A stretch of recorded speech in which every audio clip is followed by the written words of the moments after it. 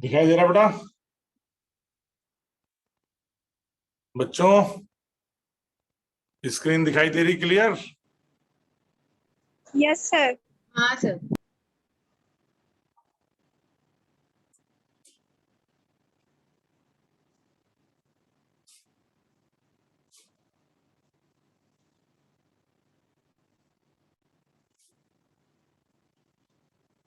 देखिए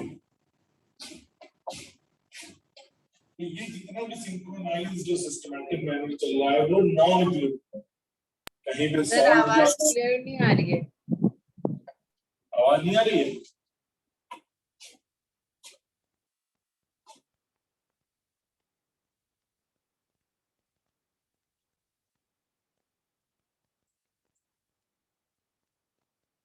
आवाज आ रही है? सर क्लियर नहीं आ रहा है, मतलब अब आ रही है? अब आ रही है? Yes sir. Yes sir. तो कहीं सॉल्ट ज्यादा है, कहीं वाटर कम है, तो इस चीज को पूरा करते करते जिंदगी चलती है। तो हमारी जो लिविंग स्टेज है, लाइफ जो है, इन नॉन इक्विलिब्रियम लाइफ या लिविंग स्टेज। और जब तक हम नॉन इक्विलिब्रियम स्टेज में रहेंगे तब तक हम जिंदा रहेंगे। जैसे ही अगर इक्विलिब्रियम आ गया, equilibrium causes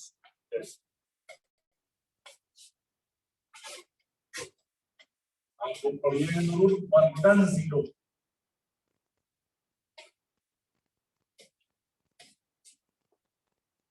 non equilibrium life. और लाइफ का मतलब ये हो गया, नॉन इक्विलिब्रियम का मतलब ये हो गया कि जब हम नॉन इक्विलिब्रियम में हैं तो हमारे जो रिएक्शंस हैं, हमारा जो फ्लो है वो मेंटेन रहेगा कि रुक जाएगा? फ्लो की ऑन रहेगा या रुक जाएगा? कौन से स्टेट में सर? फिर से बोल दीजिए। जो फ्लो रहेगा तमाम कंपोनेंट्स का, वो रुक जाएगा या चलता रहेगा? चलिए सर नॉन इक्विलिब्रियम में चलता रहेगा और इक्विलिब्रियम में रुक जाएगा। तुम समझते नहीं बात को, अपनी बहस करते हो। इसमें आई नहीं समझ, वहां आवाज आने लगी ना। तो हाँ बेटा, चलता रहेगा। आ रही आवाज? हाँ सर। यस।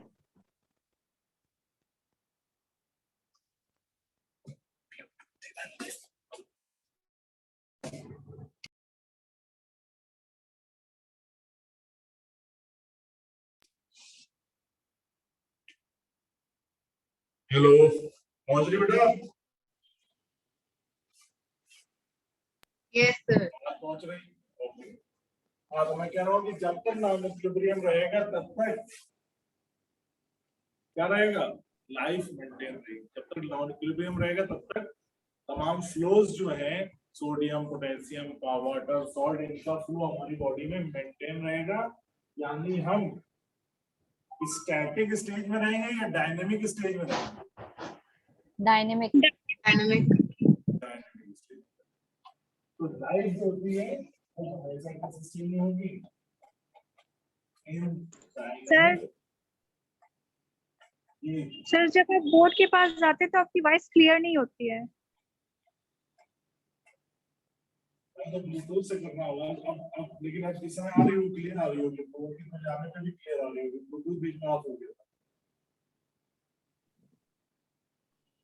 अभी क्लियर है? सर अभी जब आप बोल रहे थे तो क्लियर नहीं आ रहा था। इस समय वर्ड क्लियर है? क्लियर नहीं आ रहे। अभी क्लियर है? हाँ सर।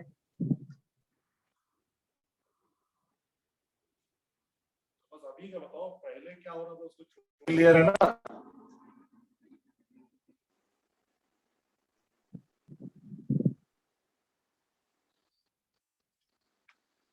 हेलो। हाँ सर। ओके। यस। तो लाइफ इन डायनेमिक और स्टेडी फॉर्म रहेगी। लाइफ किस फॉर्म में रहेगी? डायनेमिक और स्टेडी। स्टेडी कह रहा हूं, स्टैटिक नहीं, वो भी लिख देते हैं, नॉट स्टैटिक।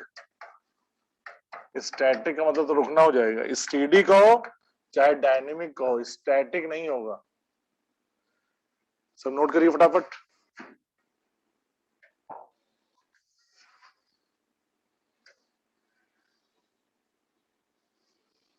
सब नोट करिए।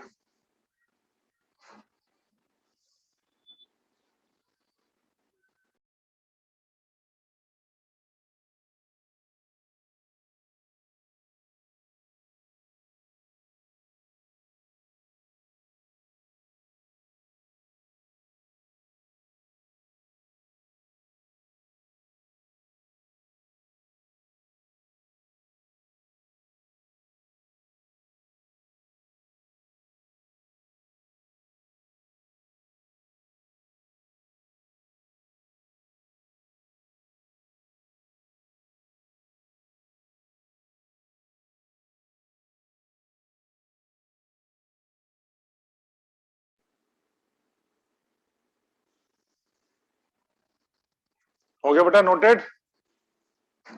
लिख लिया? Yes sir.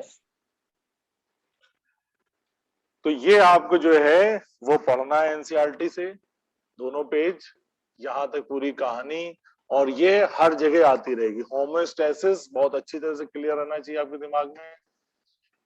सिंक्रोनाइज मैनर में जितनी भी मेटाबॉलिक एक्टिविटीज है उसे होमोस्टैसिस कहते हैं। और ये जो सिंक्रोनाइज्ड है, लेकिन फिर भी हमारी जो पूरी बॉडी है वो इक्विलिब्रियम में है कि नॉन इक्विलिब्रियम में है? नॉन प्रियम। स्टैटिक है कि स्टेडी है? स्टेडी है। डायनेमिक है? डायनेमिक है। डायनेमिक। डायनेमिक भी है, ठीक है ना। Dynamic steady is the same thing, static नहीं है और नॉन इक्विलिब्रियम में है। जब तक डायनेमिक है, जब तक नॉन इक्विलिब्रियम है, तब तक लाइफ है कि डेथ है? लाइफ है। लाइफ है। वर्क डन 0 हो जाएगा अगर इक्विलिब्रियम स्टेज में आ जाएंगे कि नॉन इक्विलिब्रियम में ही रहेंगे? इक्विलिब्रियम स्टेट में आ जाएंगे, डेथ हो जाएगी। इक्विलिब्रियम, तो डेथ हो जाएगी, ठीक। और इन तमाम मेटाबॉलिक प्रोसेस को चलाए रखने के लिए एंजाइम की जरूरत है। एक बार आप शुरू से देख लें, जिनका छूटा हुआ हो वो फास्ट फॉरवर्ड मोड में स्क्रीनशॉट ले लेंगे, जिससे कि आपको रिवीजन में आसानी रहेगी। यहां से शुरू किया, living stage, living body, number of activities, metabolism, फिर मेटाबॉलिज्म के टाइप बता दिए, एनाबॉलिज्म और कैटाबॉलिज्म। फिर मेटाबॉलिक पाथवेज हम लोग देख लिए, अलग अलग हो सकते हैं, मैचअप नहीं करेंगे क्योंकि हमारी बॉडी सिंक्रोनाइज्ड फैशन में होमोस्टैसिस फॉर्म में है और ये लगातार कीप ऑन मूविंग है, नॉन इक्विलिब्रियम फॉर्म में, इसलिए डायनेमिक है। और इन तमाम प्रोसेसेस को चलाए रखने के लिए रिक्वायरमेंट रहती है एंजाइम की।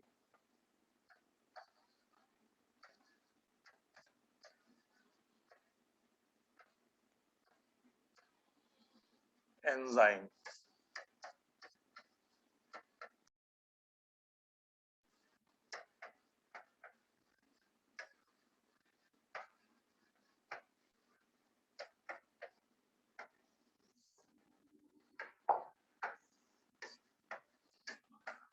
एंजाइम टर्म जो है वो दिया था कोहने ने।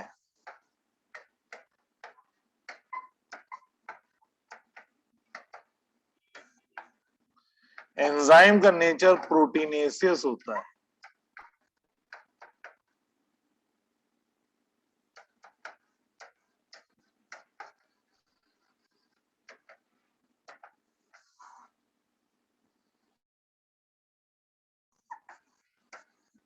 ये दिया था सुमनर ने। दो साइंटिस्ट के नाम आपको याद रखने हैं, एक कोहने और दूसरे जो हैं वो हैं सुमनर। सारे एंजाइम प्रोटीन के बने होते हैं।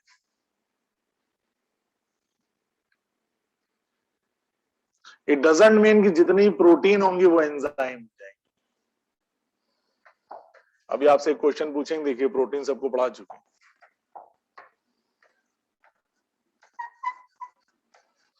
All enzymes are generally proteins.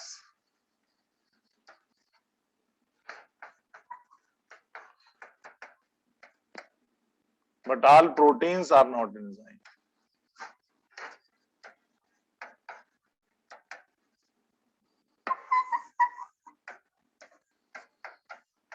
सारे बंदर चालाक होते हैं। इसका ये मतलब नहीं जो चालाक है उसे आप कहते हैं बड़े बंदर आदमी, मतलब चालाक आदमी। सारे बंदर क्लेवर हैं, इट डजंट मीन कि जो क्लेवर है इज अ मंकी। सारे एंजाइम प्रोटीन के बने, हर प्रोटीन को आप एंजाइम नहीं कह देंगे। तो कौन सी प्रोटीन एंजाइम है? वो प्रोटीन एंजाइम है, कुछ इसमें एक्सेप्शन भी लिख देते हैं।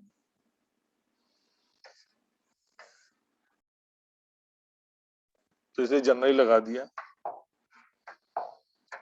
सम एंजाइम्स,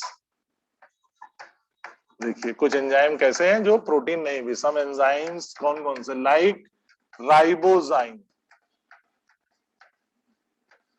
ठीक है, राइबोन्यूक्लियेजेस, SNRNA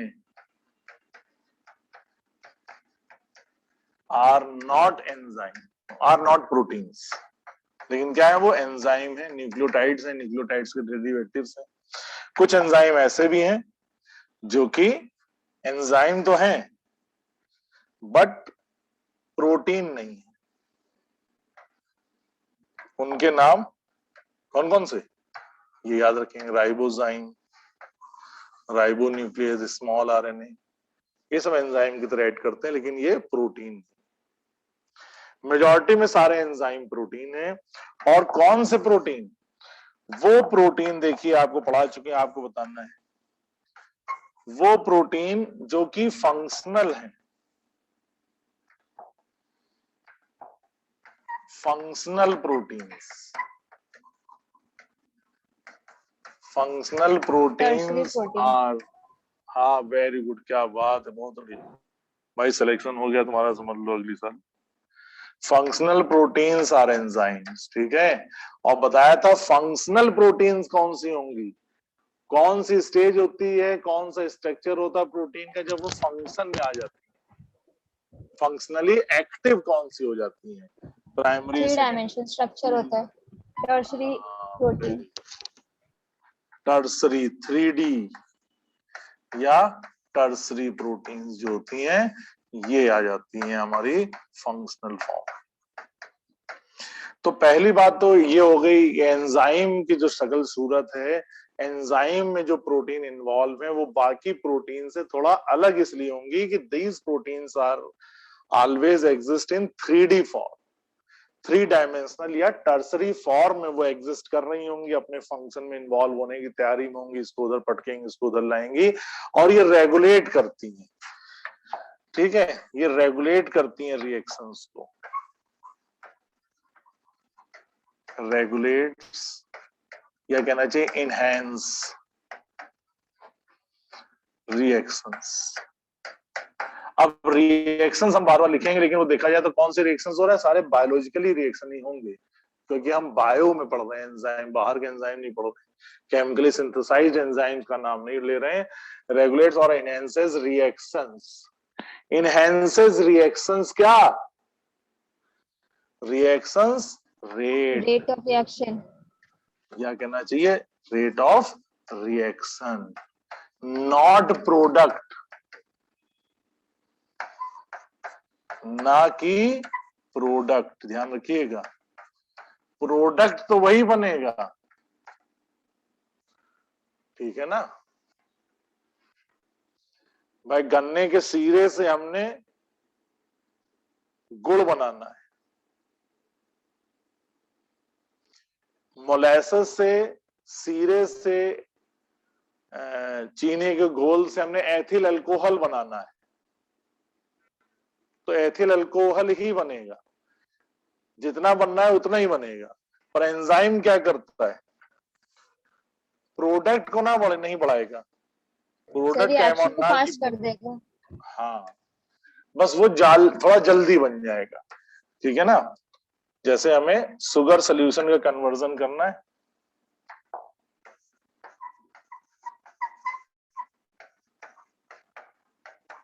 शुगर सोल्यूशन का कन्वर्जन करना है हमने एथिल अल्कोहल में,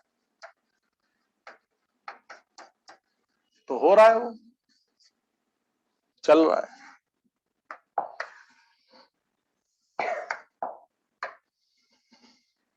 खत्म हुआ इन 80 डेज।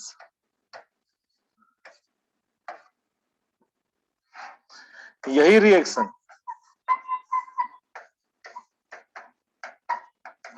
यही शुगर सोल्यूशन एथिल अल्कोहल में कन्वर्ट हो गया। यहाँ 1 लीटर लिया था हमने, यहाँ पे 1 लीटर ये बन गया,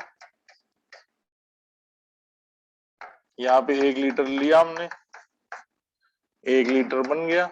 बस इस बार क्या किया कि हमने यहाँ पे एंजाइम लगा दिया, एंजाइम लगा दिया जाइमेज, ईस्ट में पाया जाता है, कहते नहीं है चीनी घोल में ईस्ट डाल दो इथिल अल्कोहल बन जाएगा। तो ईस्ट है क्या, खमीर है क्या, उसके अंदर एंजाइम है जाइमेज। तो ये जो एंजाइम जाइमेज है, इस एंजाइम जाइमेज ने एथिल अल्कोहल 1 लीटर बना दिया इन 1 आवर, 1 घंटे में। कहाँ 80 दिन लग रहे हैं, कहाँ 1 घंटा लग रहा है। तो ये आपको बता रहे हैं कि इंपॉर्टेंस ऑफ एंजाइम क्या है, एंजाइम कितने गुना किसी भी रेट ऑफ रिएक्शन को बढ़ा सकता है, रिएक्शन को कितना फास्ट कर सकता है। ये बात आप इससे अंदाज लगा सकते हैं कि हमने एंजाइम यूज किया या नहीं यूज किया। एंजाइम यूज करते ही कितने गुना रेट बढ़ गया। कैन यू एज्यूम, हमारी बॉडी में डाइजेस्टिव एंजाइम फूड का डाइजेशन करते हैं, अगर ये डाइजेस्टिव एंजाइम ना हो तो खाने को डाइजेस्ट होने में कितना टाइम लगेगा, बताइए।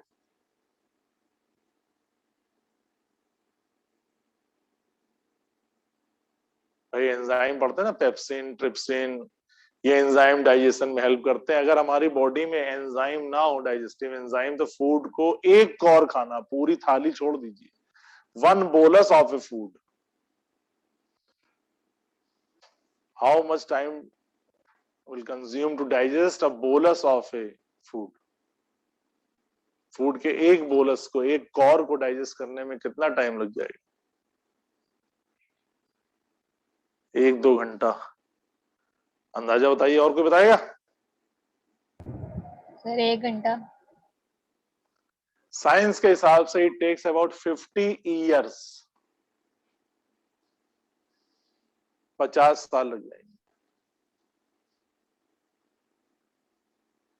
सर इतना तो और यहाँ सोचा भी नहीं था। खाना, अब सोचो, आप बियॉन्ड योर इमेजिनेशन, इतना नहीं सोचा था। खा के पानी पी लिया आपने, ये तो भी 50 एंजाइम डाइजेस्ट नहीं हो रहा एक और का। यहाँ सुबह खाते हैं, 4 घंटे के बाद फिर चिल्लाते हैं, बस्ता फेंकते हैं, भूख लगी, खाना लाओ, चाय लाओ, रोटी लाओ। क्यों? क्योंकि एंजाइम काम कर रहे हैं। ठीक है, वो नहीं झंडू पंचारिस्ट पीजिए और डाइजेशन होने लगेगा।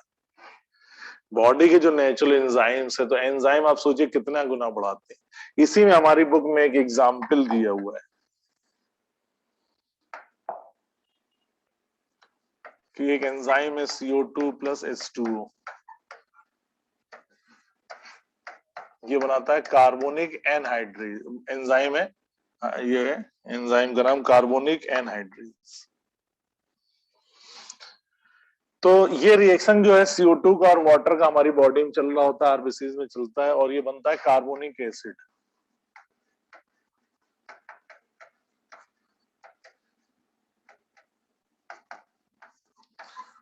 200 molecules per hour.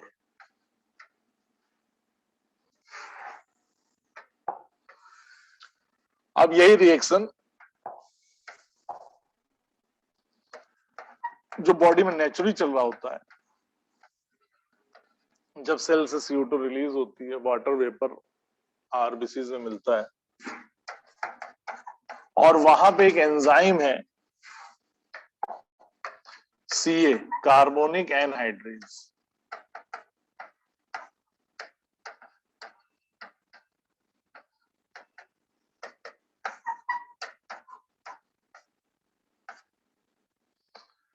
ये बनाता है कार्बोनिक एनहाइड्रेज। इस एंजाइम के प्रेजेंस में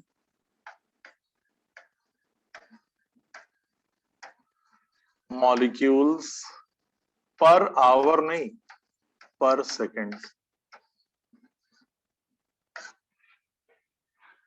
एंजाइम के प्रेजेंस में ये 1 10 100 कितने हो गए? 6 लाख मॉलिक्यूल। 6 lakhs molecules पर सेकेंड। 6 लाख, यहाँ 200 मॉलिक्यूल पर आवर बनता है। That is the importance of, significance of enzyme. ये एंजाइम की इंपॉर्टेंस है, इतने गुना ये रिएक्शन को बढ़ा देते हैं।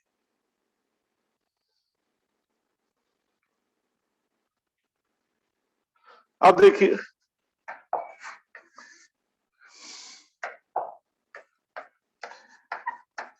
enzymes are always conserved.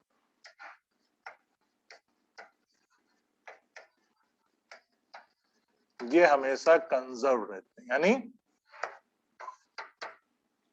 that is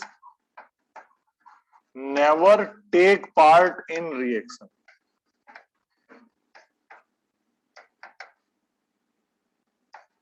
reaction में पार्टिसिपेट नहीं करते, रिएक्शन को बढ़ा रहे हैं, तेज कर रहे हैं, लेकिन उसमें इन्वॉल्व नहीं, हाथ धो के फिर किनारे खड़े हो जा रहे हैं। हमेशा अपने आप को बचाए रहेंगे, ऑलवेज कंजर्व, 100%। इसीलिए हम लोग देखते हैं कि अगर हमने इधर सबस्ट्रेट लिया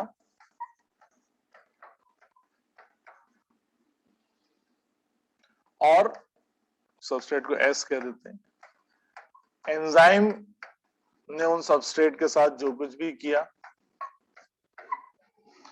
फटाफट प्रोडक्ट बन गया और वापस फिर एंजाइम अपना एज इट इज रखा हुआ है। एंजाइम की प्रेजेंस में ये रिएक्शन हो गया, अब वो एंजाइम दोबारा फिर रिएक्ट करने के लिए तैयार है। सबस्ट्रेट की शक्ल प्रोडक्ट में तब्दील हो गई, SP में कन्वर्ट हो गया, लेकिन E ही रहा, एंजाइम एंजाइम ही रहा। एंजाइम ने अपने आप में कोई चेंजेस नहीं किए, रिमेन्स कंजर्व। तो ये एंजाइम की इंपॉर्टेंस रहती है।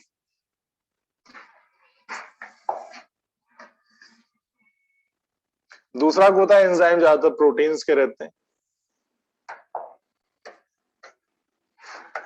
Enzymes act on specific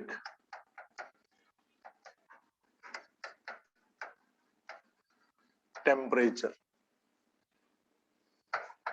that is 20 to 40 degree centigrade. बहुत अच्छा रिजल्ट चाहिए आपको तो 35 degree centigrade is a optimum. Optimum मतलब मजेदार है, मैक्सिमम कह सकते हैं आप, क्योंकि प्रोटीन 45 पे भी इंक्रीज करेगा रिएक्शन रेट, 40 डिग्री और 45 डिग्री इंक्रीजेस एक्शन। लेकिन अगर आपने इसको अबव 50 कर दिया तो ये डिक्रीज कर जाएगा।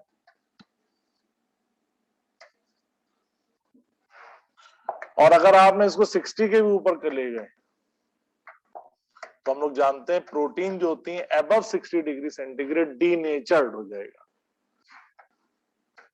डीनेचर्ड का मतलब अब ये इरिवर्सिबल है कि दोबारा एंजाइम की तरह काम भी करे। डीनेचर्ड हो गया, आपने उसका नेचर ही कन्वर्ट कर दिया, जला डाला उठा के। 60 डिग्री ऊपर पहुंचेंगे तो प्रोटीन जैसे कैटरैक्ट, डीनेचुरेशन के बारे में बता रहा हूं, कैटरैक्ट मोतियाबिंद जो है, तो मोतियाबिंद क्या है कि हमारी आंखों में जो क्रिस्टलाइन फ्लूइड है लेंस का, वो ओपैक हो जाता है क्योंकि उसकी जो प्रोटीन है, फ्लूइडी प्रोटीन है, वो डीनेचर्ड होकर के स्टिफ हार्ड हो जाती है, हमें दिखना बंद हो जाता है कि जैसा मोतियाबिंद बन गया, मोती की तरह एक बिंदा दिखाई दे रहा है, वो वैसे ट्रांसपेरेंट फ्लूइड है प्रोटीन। लेंस क्या है? प्रोटीन का बना हुआ है। तो उसमें बहुत ज्यादा, इसीलिए तो सन ग्लासेस लगाए जाते हैं, अल्ट्रा वायलेट रेज प्रोटेक्टेड है ये ग्लास, यूवी रेज के प्रोटेक्टेड है सन ग्लासेस जो यूज किए जाते हैं, वो इसीलिए कि हमारे आईज की जो क्रिस्टलाइन प्रोटीन है लेंस की, वो ओपैक ना हो जाए, वो ऐसा ना हो जाए कि ट्रांसपेरेंट से धुंधली हो जाए, हार्डनेस हो जाए, डीनेचर्ड हो। ज्यादा टेम्परेचर प्रोटीन को डीनेचर्ड कर देते हैं। अदरवाइज 20 से 40 डिग्री के बीच में, जिसमें 35 सबसे बेस्ट इनका एक्शन टाइम पीरियड होता है। और इसमें अगर हम देखते हैं कि आपने अगर टेम्परेचर ज्यादा इंक्रीज किया तो एक स्टेज के बाद रेट ऑफ रिएक्शन जो होगी वो कम भी हो जाएगी। तो इधर अगर हम टेम्परेचर बढ़ाते जा रहे हैं, इधर रिएक्शन रेट देखते हैं, ये सब आपको हलवे की तरह याद होते जाएंगे।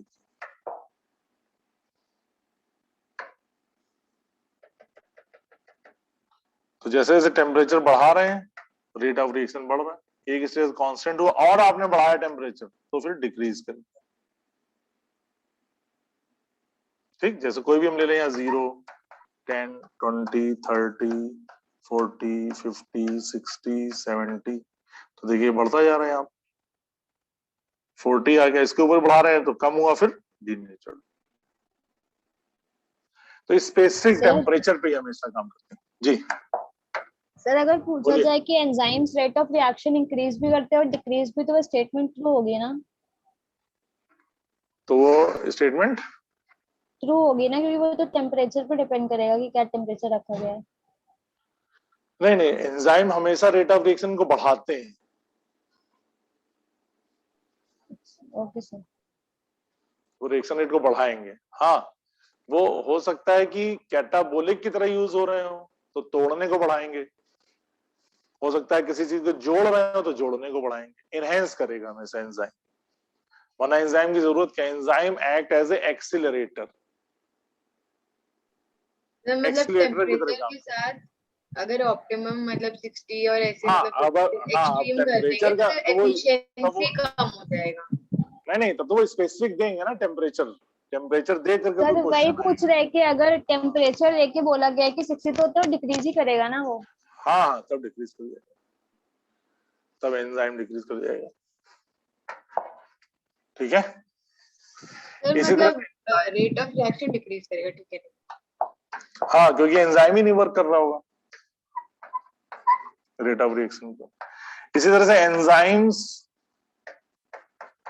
एक्ट ऑन स्पेसिफिक पीएच, ये जानते हैं ना सब लोग, पीएच बहुत नाम सुना होगा। Yes sir. साहब, कोरोना वायरस फलाने पीएच पे ऐड करता है, इसलिए नींबू खाओ, नींबू पियो, नींबू में डूब जाओ तो उसका पीएच कम हो जाएगा, हमारा पीएच नीचे चला जाएगा, वो हम पीएच नहीं देंगे। पीएच क्या है कि पीएच दिखाता है हमारी एसिडिक और एल्कलाइन। जितना ज्यादा हाइड्रोजन आयन कंसंट्रेशन कम होगा, पीएच ज्यादा होगा, हाइड्रोजन आयन ज्यादा होगा, पीएच कम होगा। और हम जानते हैं हाइड्रोजन आयन ज्यादा होना एसिडिक एसिड, बताता है। हाँ एसिड के लिए। ठीक है, तो pH is inversely proportional to H plus ion, log H plus ion। pH 7 है न्यूट्रल,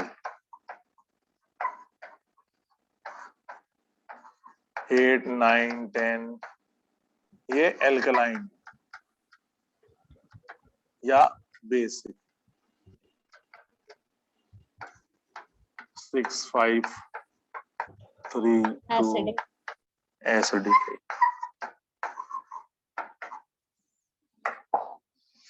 आप कहना साहब पीएच जो है वो एंजाइम एल्कलाइन पे ऐड करते हैं कि एसिडिक पे ऐड करते हैं, दोनों पे ऐड करते हैं, सबका अलग अलग पीएच। कुछ एंजाइम एसिडिक नेचर में ऐड करते हैं, कुछ एंजाइम एल्कलाइन नेचर में ऐड करते हैं, कुछ एंजाइम न्यूट्रल नेचर पे ऐड करते हैं। तो हर एंजाइम का अपना एक पीएच फिक्स है। इसीलिए कहा जाता है आपसे कि बेटा देखो खाना जो है वो टाइम से खाइए। चलो टाइम का पीएच से क्या लेना देना, पीएच का है। सुबह हमारे अंदर सबसे ज्यादा एंजाइम का सेक्रेशन होता है मॉर्निंग टाइम में। हमें भूख ज्यादा लगती है, बच्चों को ज्यादा लगती है, सभी को ज्यादा लगती है, लेकिन हम उसको अवॉइड करते हैं क्योंकि हमारे स्टमक में जो एंजाइम है वो एसिडिक नेचर पे एक्ट करते हैं। इंटेस्टाइन के जो एंजाइम है वो एल्कलाइन पीएच पे एक्ट करते हैं। इसलिए कहा जाता है कि दोपहर में दही खाइए,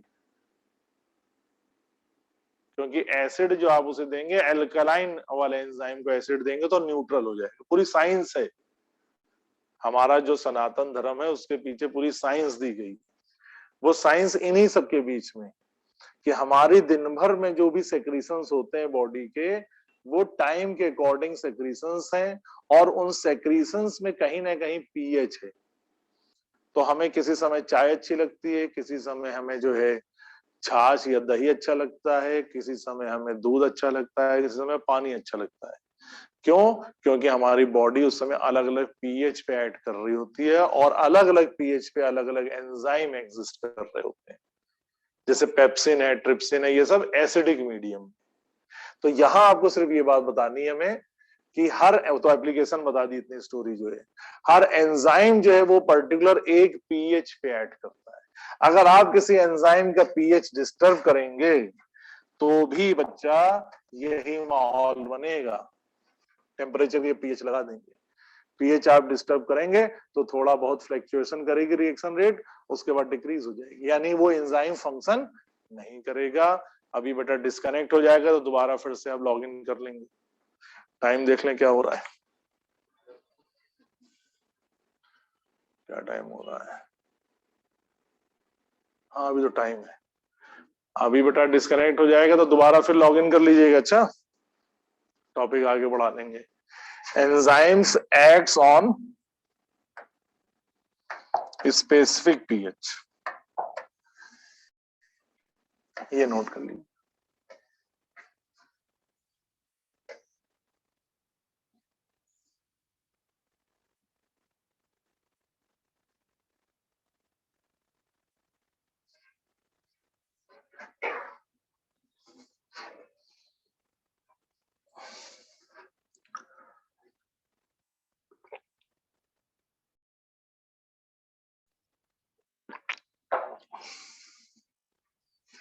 लिखिए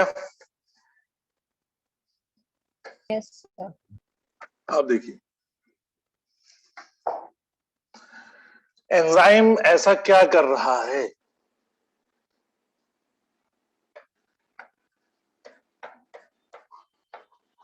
जो रिएक्शन रेट को बढ़ा रहा है।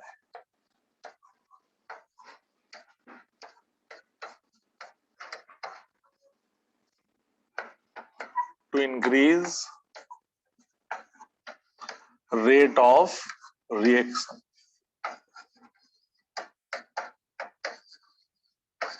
एंजाइम ऐसा क्या करता है कि रेट ऑफ रिएक्शन बढ़ा देता है।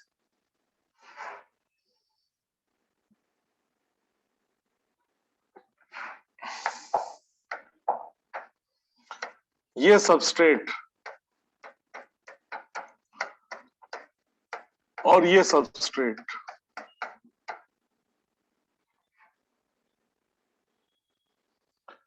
तभी रिएक्शन में आएंगे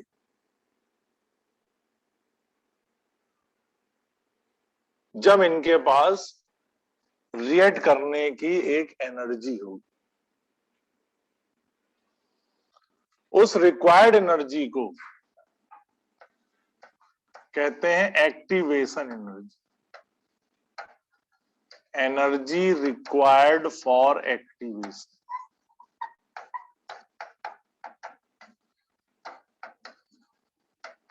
is known as activation energy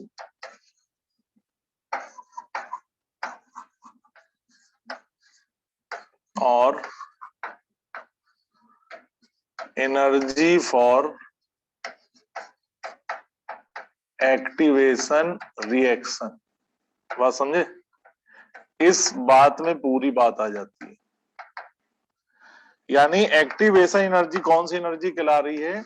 activation energy वो एनर्जी है जो रिएक्शन करवाती है।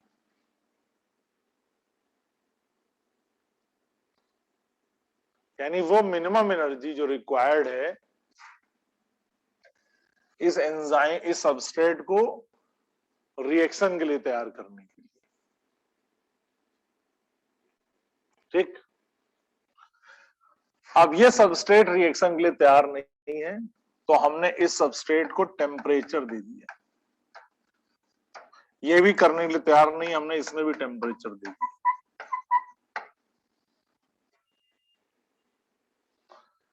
टेम्परेचर मिलते ही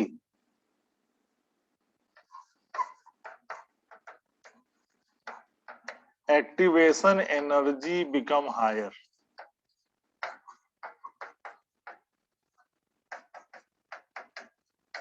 और ये हायर होते ही रिएक्शन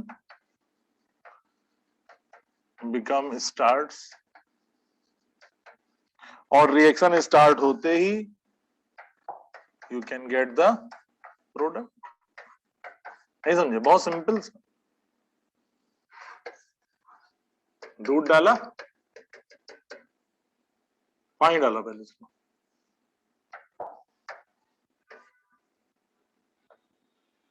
पानी मिला दिया,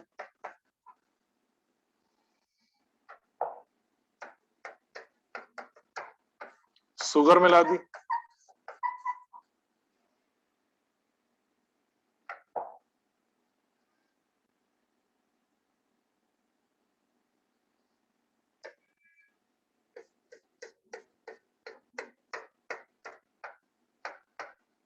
और दूध में